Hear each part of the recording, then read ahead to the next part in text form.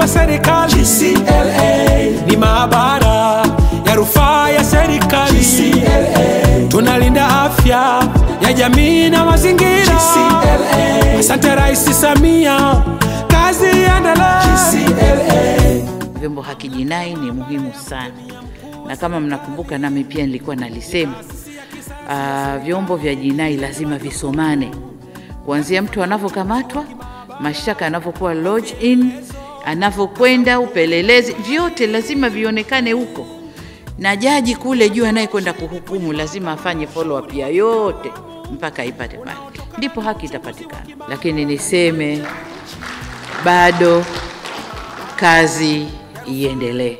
Mtazamaji, karibu tena katika kipindi cha Ijue Mamlaka ya Maabara ya Mkemia Mkuu wa Serikali.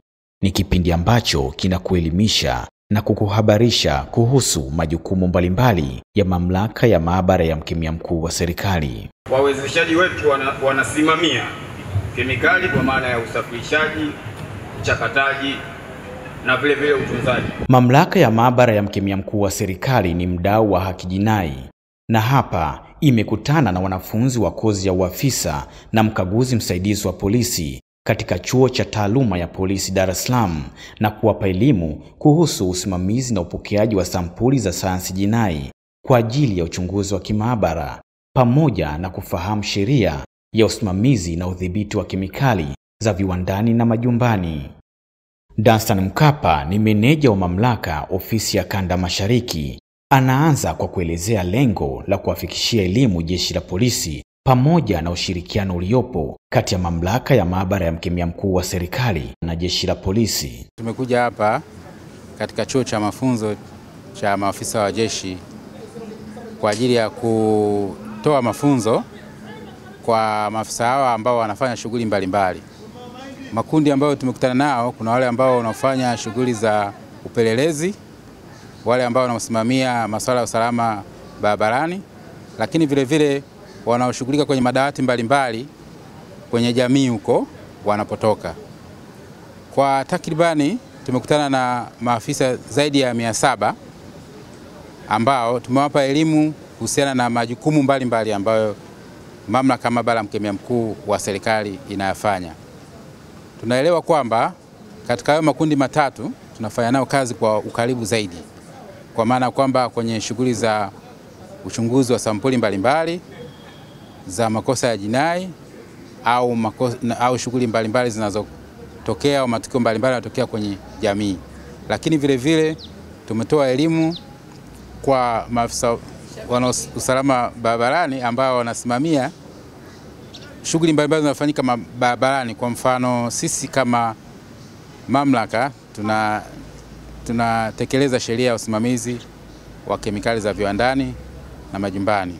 Kwa hiyo wao ni sehemu mojawapo ya wadau wa muhimu katika kudhibiti hizo kemikali. Kwa hiyo mafunzo katika makundi yote haya matatu, tuna imani lengo lake kubwa ni kuhakikisha wanaelewa majukumu ya Mamlaka ya Maabara ya Mkemia Mkuu wa Serikali, na wao kama sehemu ya wadau wakubwa wa hayo majukumu ya Mamlaka ya Maabara ya Mkemia Mkuu wa Serikali, wakipata uelewa, manake watatusaidia kwa kiasi kikubwa sana kutimiza malengo yaliyoanzisha hii Mamlaka ya Maabara ya Mkemia Mkuu wa Serikali. Mamlaka ya Maabara ya Mkemia Mkuu wa Serikali ina uhusiano wa karibu sana wa masuala mengi na jeshi la polisi. Kwanza, jeshi la polisi ndilo ambalo lina dhamana ya kufanya upelelezi katika matukio mbalimbali ya kijinai, na Mamlaka ya Maabara ya Mkemia Mkuu wa Serikali ni sehemu ya jukumu la kufanya uchunguzi wa kisayansi wa vielezo mbalimbali ambavyo hilo jeshi la polisi inakusanya wakati wa kufanya upelelezi. Lakini vile vile uhusiano mkubwa upo katika masuala zima ya kusimamia usalama wa kemikali dhidi ya madhara yake katika maeneo mbalimbali, kama vile sehemu zinapohifadhiwa au zinapotumiwa hizo kemikali, kwa sababu huko napo polisi kama watekelezaji wa sheria, wasimamizi wa sheria mbalimbali, nao ni wadau wetu wakubwa. Lakini vile vile kwenye kemikali ambapo zinaposafirishwa, wasimamizi wakubwa wa sheria za usalama barabarani jeshi la polisi. Kwa hiyo sisi kama mamlaka maabara ya mkemia mkuu wa serikali ambao tunawasajili wale wanaosafirisha hizo kemikali barabarani, tuko nao, tunafanya nao kwa uhusiano wa karibu sana na jeshi la polisi kitengo cha usalama barabarani. Lakini tunajua kuna matukio mbalimbali yanatokea kwenye jamii ambapo jeshi la polisi ndio wanahusika kwa kiasi kikubwa kuwa karibu na hayo matukio yanayotokea katika kusimamia hizo sheria. Kwa hiyo naweza nikasema kwamba karibu kila kazi ambayo mamlaka au jukumu ambalo mamlaka inatekeleza inafanya kazi kwa karibu na jeshi la polisi. Meneja wa maabara ya sayansi jinai, biolojia na vinasaba, Fidelis Bugoye, anaelezea umuhimu wa elimu ya uchukuaji wa sampuli kwa ajili ya uchunguzi wa kimaabara. Tumetoa mafunzo ya namna bora ya uchukuaji, ufungashaji na usafirishaji wa sampuli jinai ili ziweze kutoa matokeo ya uchunguzi baada ya kufika katika maabara ya mkemia mkuu wa serikali, na matokeo hayo yaweze kuwasaidia katika uchunguzi, lakini pia katika kusaidia utoaji wa haki katika mnyororo wa kijinai. Katika mafunzo haya tumezingatia majukumu ya mamlaka ya maabara ya mkemia mkuu wa serikali katika kufanya uchunguzi, lakini pia katika utekelezaji wa sheria ya vinasaba vya binadamu. Tunafahamu katika sheria ya vinasaba vya binadamu askari wa jeshi la polisi wametajwa kwenye sheria kama wachukuaji wa sampuli. Kwa hiyo tumeona ni vema leo hii tufanye nao mafunzo, tuwakumbushe majukumu yao kama maafisa ambao wameruhusiwa kisheria katika uchukuaji wa sampuli za vinasaba. Katika mafunzo hayo tumewaeleza namna bora ya uchukuaji wa sampuli kwa kuzingatia mazingira ya matukio ambayo wanayoyakagua ili kuweza kupata sampuli ambazo zinafaa katika uchunguzi wa vinasaba. Lakini tu tunafahamu sampuli inaweza zikawa zimechukuliwa katika mazingira sawasawa na katika uzingatiaji wa misingi ya uchukuaji wa sampuli, lakini kama sampuli hizi hazikuhifadhiwa vizuri, basi zinaweza zikaharibika na zisiweze kutoa matokeo ya uchunguzi wa vinasaba yanayokusudiwa.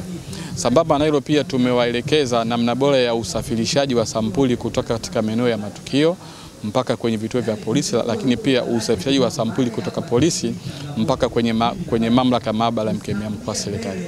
Kwa hiyo ilikuwa ni masomo mazuri kwao, lakini pia tumepata fursa ya kukumbushana vitu vya msingi vya kuzingatia ili matokeo ya uchunguzi wa vinasaba yaweze kutoka kwa wakati na yaweze kuwasaidia katika uchunguzi jinai.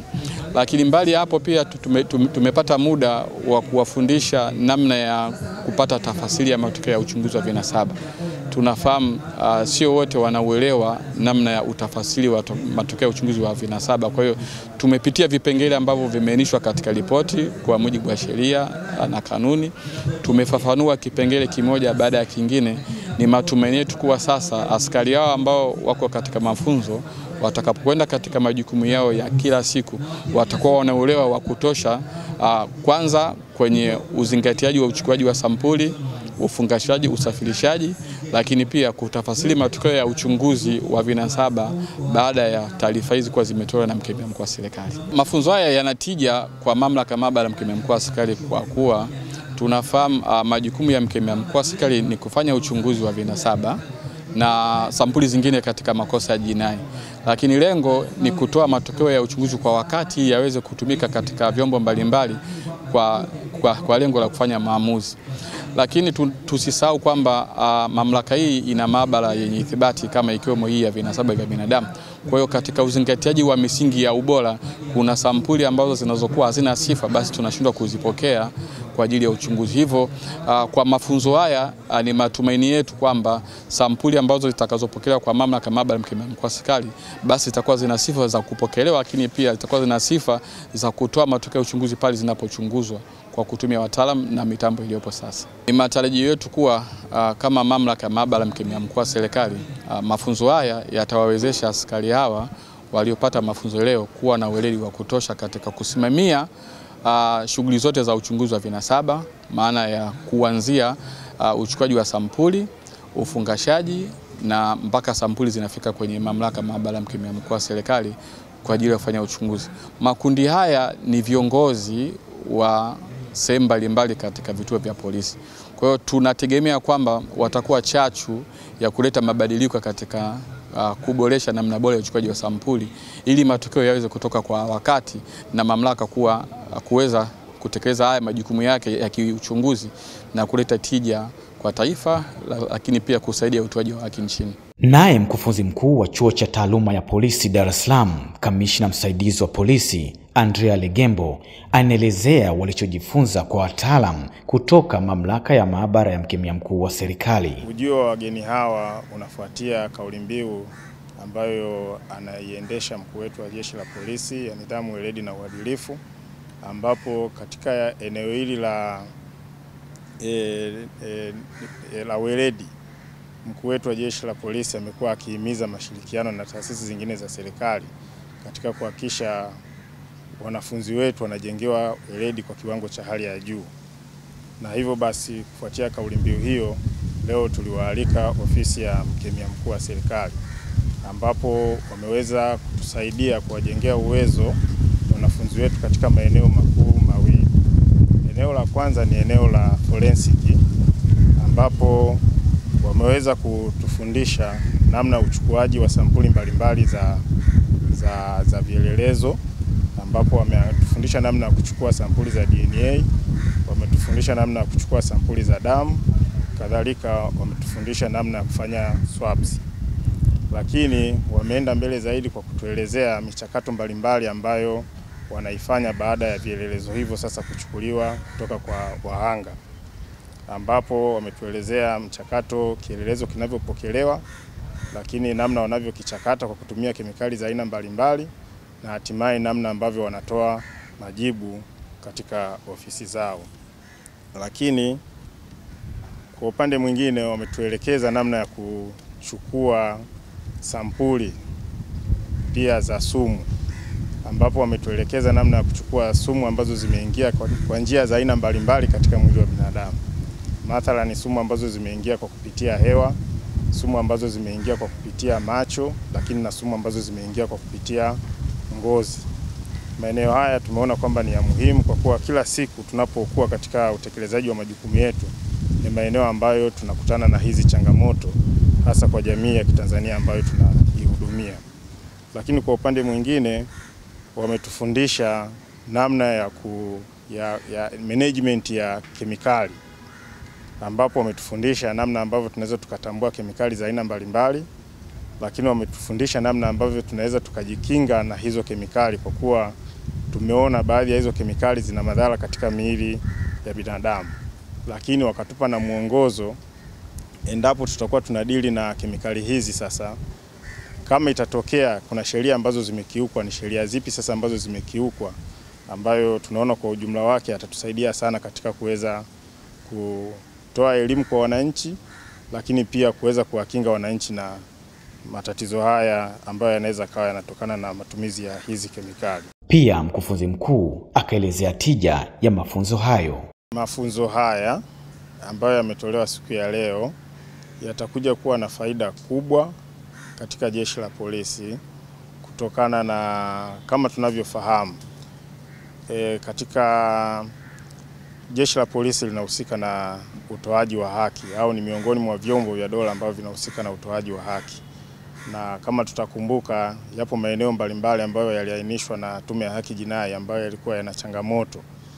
Kwa hiyo tunaamini hii itakuwa ni sehemu ya maboresho au utekelezaji wa maboresho yale ambayo yalikuwa yameagizwa na Mheshimiwa Rais, ambapo wanapenda kuona haki sasa ikiwa inatolewa pasipokuwa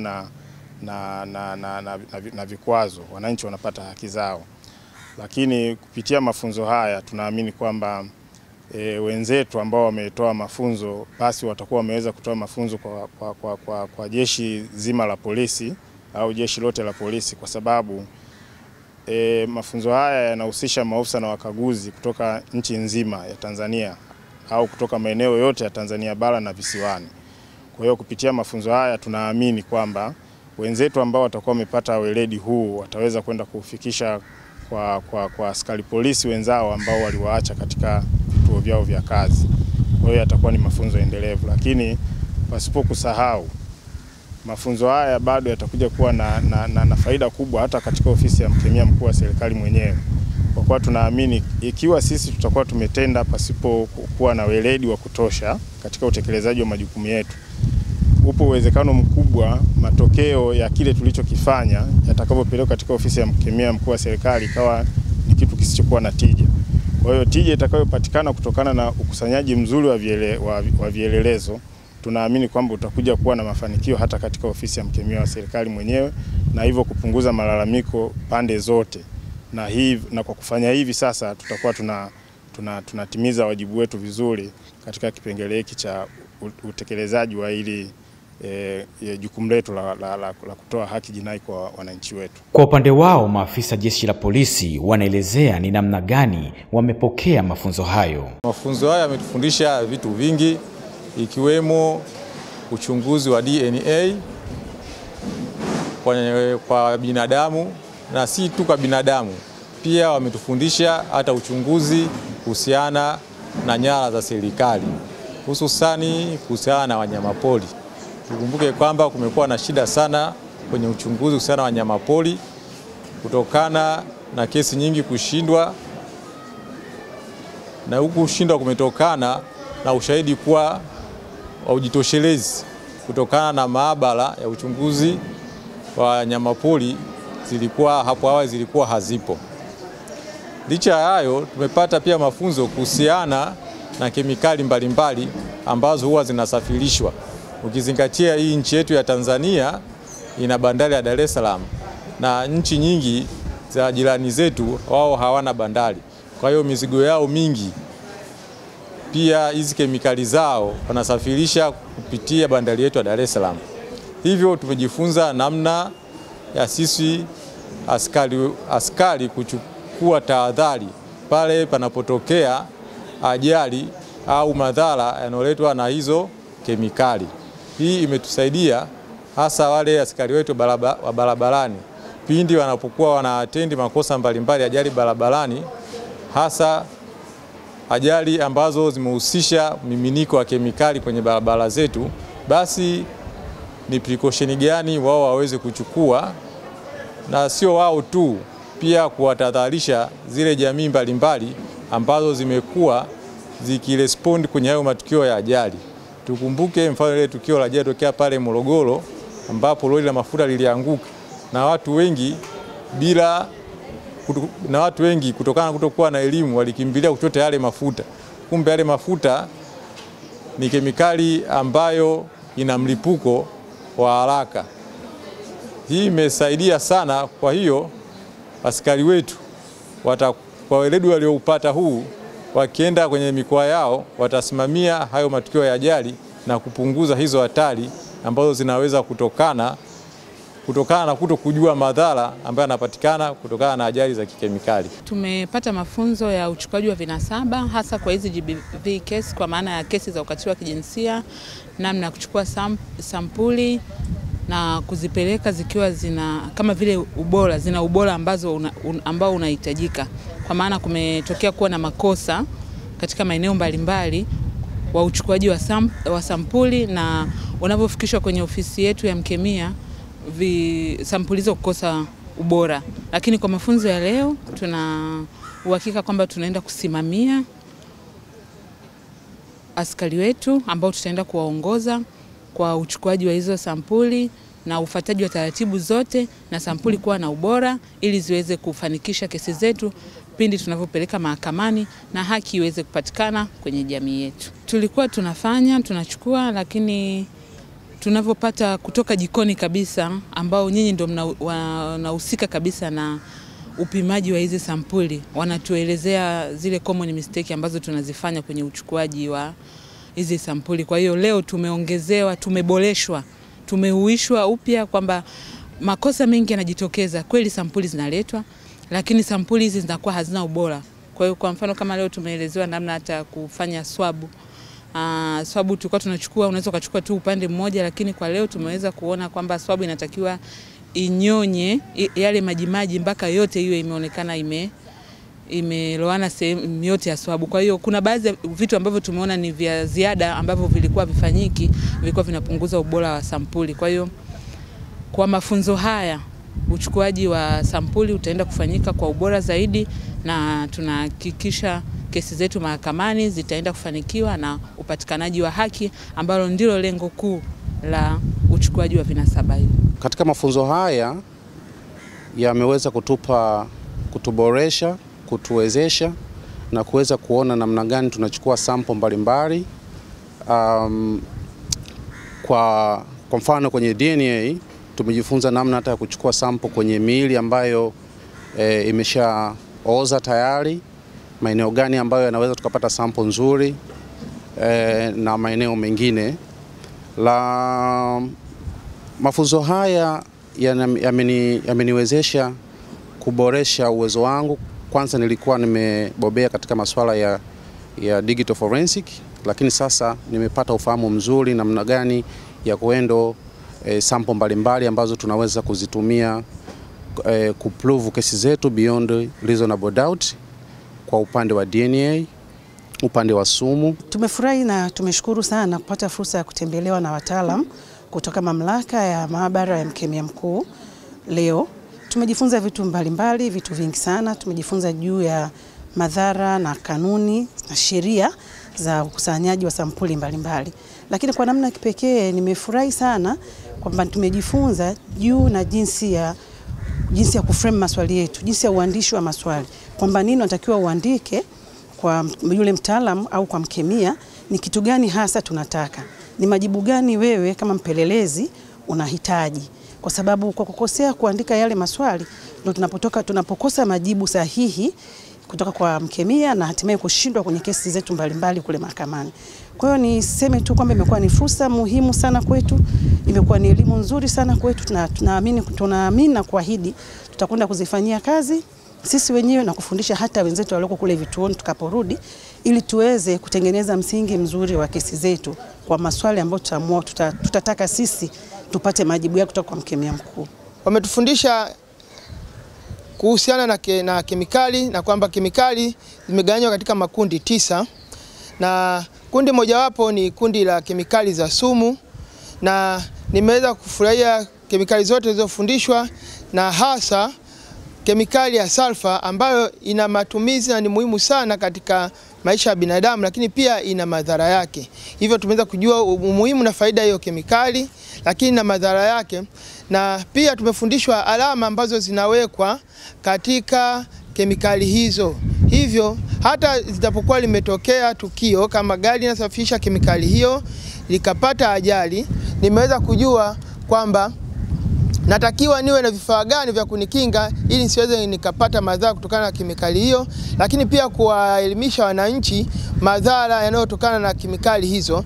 Lakini pia nitaweza kwenda kuwafundisha wale askari ambao wako chini yangu aina hizo za kemikali, madhara yake na namna gani tunaweza kujilinda na kufanya tuwe salama katika utekelezaji wetu wa majukumu na wale tunaowahudumia.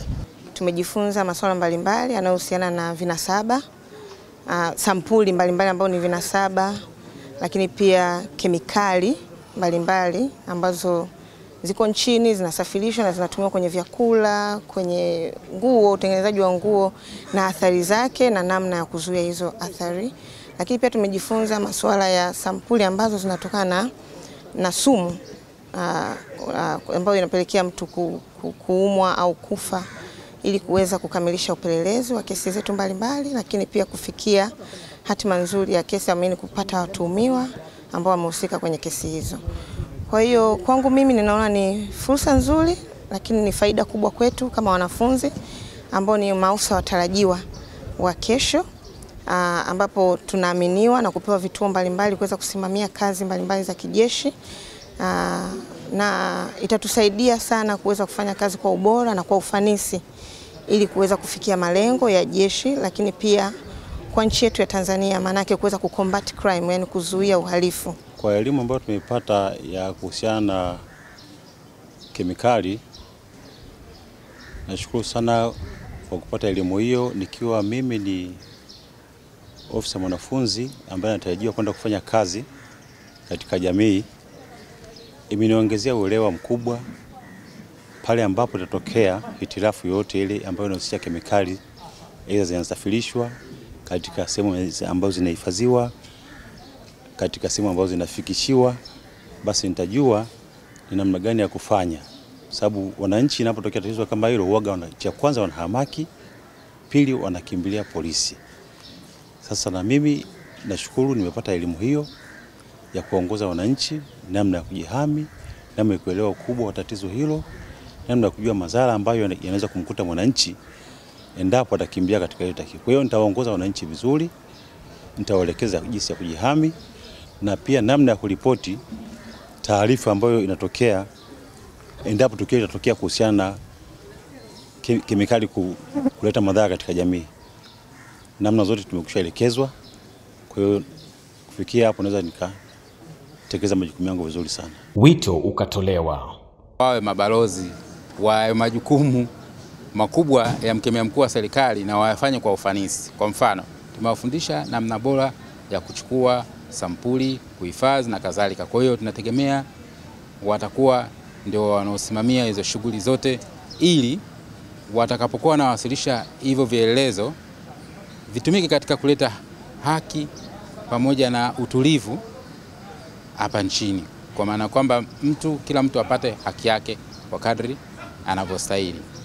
Lakini vile vile tunatoa wito kwa wao wenyewe, kwa sababu mamlaka inasimamia sheria ya kusimamia na kudhibiti kemikali za viwandani na majumbani. Tunatoa wito wao kama sehemu ya watu ambao wanaweza kuhusika kwa namna moja au nyingine kusimamia usalama barabarani, waelewe hizo kemikali, waelewe madhara yake, ili wajilinde wao, madereva pamoja na mazingira katika kusimamia hizo sheria. Ujuzi huu ambao mmeupata muende mkautumie kwa weledi, kwa manufaa yenu wenyewe, lakini na kwa manufaa ya jeshi la polisi na wananchi ambao tunakwenda kuwahudumia. Lakini msisite mtakapofika katika maeneo yenu ya kazi kubadilishana haya maarifa na wale ambao hawajabahatika kuja kukutana na wataalamu hao. Lakini kipekee ni waombe pia kupitia forum mbalimbali ambazo tunazo, muweze kuendelea kutoa ujuzi au maarifa haya, hata kama ni kwa kupitia vyombo vya habari, ili wananchi wote kwa ujumla tuweze kujua, kwa kuwa mambo mengi ambayo mmeongea hapa tumeyaona kwamba yana umuhimu mkubwa wa Tanzania wote kuweza kuyajua. Ni waase sana wanafunzi wetu ambao wamepokea haya mafunzo. Kwanza kabisa kuyazingatia haya mafunzo. Wao ndio watendaji wakuu na wawakilishi wa jeshi la polisi huko mikoani baada ya kumaliza mafunzo yao hapa chuoni. Hivi watakapotoka hapa, basi wasitoke kama walivyokuja, bali watoke na kitu kipya ambacho kinakwenda kukusaidia kwenye mikoa yao, hasa kuhusiana na mambo ya kikemikali, na sio tu kikemikali, kuhusiana na uchunguzi wa kisayansi wa mambo ya kiforensic, kwa sababu matukio mengi tumekuwa tukishindwa mahakamani kutokana na upungufu dhidi ya ushahidi, hasa kwenye mambo ya kiforensic. Kizingatia forensic ni uchunguzi wa kisayansi, na uchunguzi wa kisayansi una hatua zake, una jinsi ya kukusanya vielelezo. Hivyo wazingatie sana haya mafunzo ambao wameyapata. Wazingatie misingi ya uchukuaji wa sampuli, ufungashaji na uwasilishwaji, ili matokeo haya yaweze kufanywa uchunguzi, ili sampuli ziweze kufanywa uchunguzi na tuweze kupata matokeo ya uchunguzi kwa haraka. Lakini mafunzo haya kwa upande wetu wa mamlaka maabara ya mkemia mkuu wa serikali ni endelevu. Kila mara baada ya kuona kama kutakuwa kuna changamoto au patakuwa pana uhitaji, basi sisi na jeshi la polisi milango iko wazi, tutashirikiana na kutoa haya mafunzo kila mara pale yanapohitajika.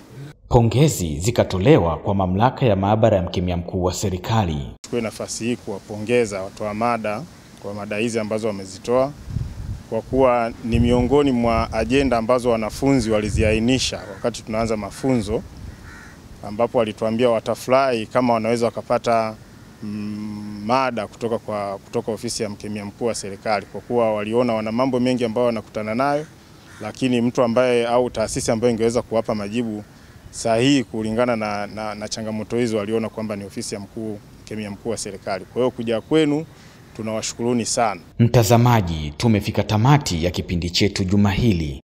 Endelea kufuatilia vipindi vya Ijue Mamlaka ya Maabara ya Mkemia Mkuu wa Serikali. Kwa niaba ya kitengo cha mawasiliano na uhusiano kwa umma, Mamlaka ya Maabara ya Mkemia Mkuu wa Serikali, mimi ni Okelo Thomas. Kwa heri kwa sasa. Mamlaka ya Maabara ya Mkemia Mkuu wa Serikali GCLA ni maabara ya rufaa ya serikali GCLA. Tunalinda afya ya jamii na mazingira GCLA. Asante Rais Samia. kazi iendelee. Mamlaka ya maabara ya mkemia mkuu wa serikali ni taasisi ya kisayansi ya serikali yenye majukumu ya kufanya uchunguzi wa kimaabara wa vielelezo na sampuli mbalimbali. Inatoa ushahidi kwenye mahakama na ushauri wa kitaalamu unaotokana na uchunguzi wa kimaabara ndani na nje ya nchi. Ni maabara ya rufaa ya uchunguzi kwenye masuala ya uchunguzi wa sayansi ya jinai.